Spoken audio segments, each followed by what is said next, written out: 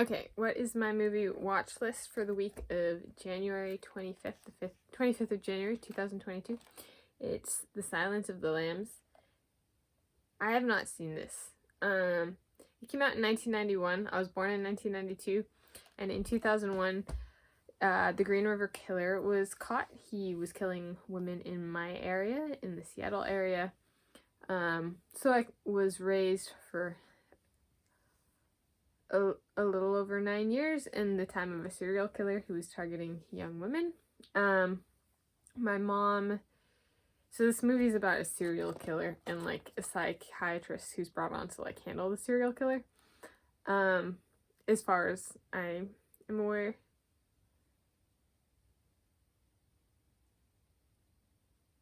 Or something like that. Yeah, anyway.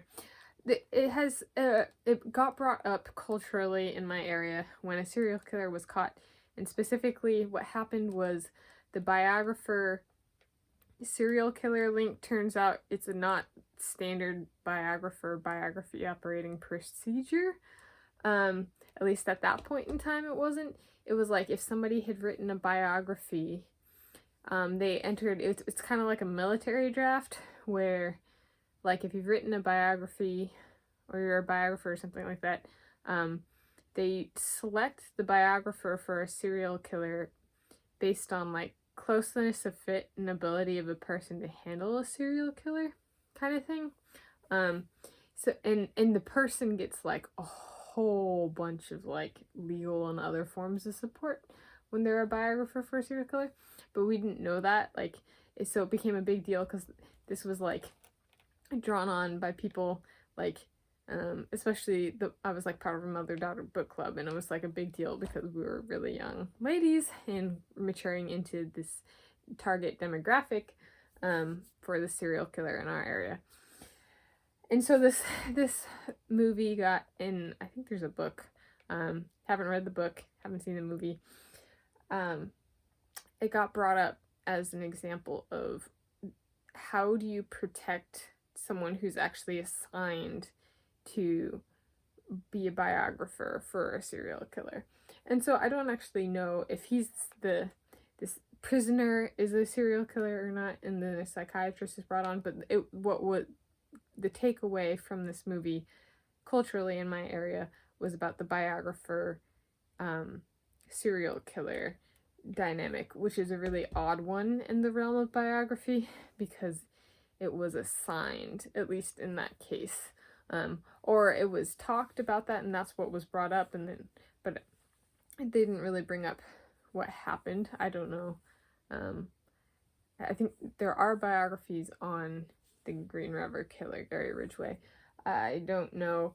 They might have made that public who they decided, but I don't know how that all played out. That was at least the conversation right after he was caught was not that it was unfair to biographers. I think just it revealed a different side of being a biographer, especially if you could get drafted into writing, like if you're the person selected to write about a serial killer. So, like, would I write a book? Would I be a biographer for a serial killer? Well, if the draft kind of structure is still in place, that's out of my control. So would it be initiated by me? Kind of thing. So I don't know. I checked this out from the library. Like, I guess it's past midnight, so yesterday, and it's been bothering me, so I can't go to sleep, and I haven't even watched it. So that doesn't mean I'm timid in dealing with serial killers. My mom survived. She attended the University of Washington when Ted Bundy was killing women there, and he killed one of her friends, but she survived. And then she taught me some survival tactics that I actually used to escape a man who was trying to physically abduct me. So I pushed in his eyes and he let me go. So I have actually had to use some of the survival tactics my mom taught me when I was growing up to survive. So it's not a subject area that I find intriguing, like some people who, like, read books on serial killers and listen to podcasts and just consume and binge consume about serial killers. I'm not like, that's not my thing. So watch list for the week. This is about work and like the draft process, if it still exists for biographers. Just kind of like, it's a thought experiment, I guess. Just watching it, that kind of thing. So just one movie this week, and it's for work.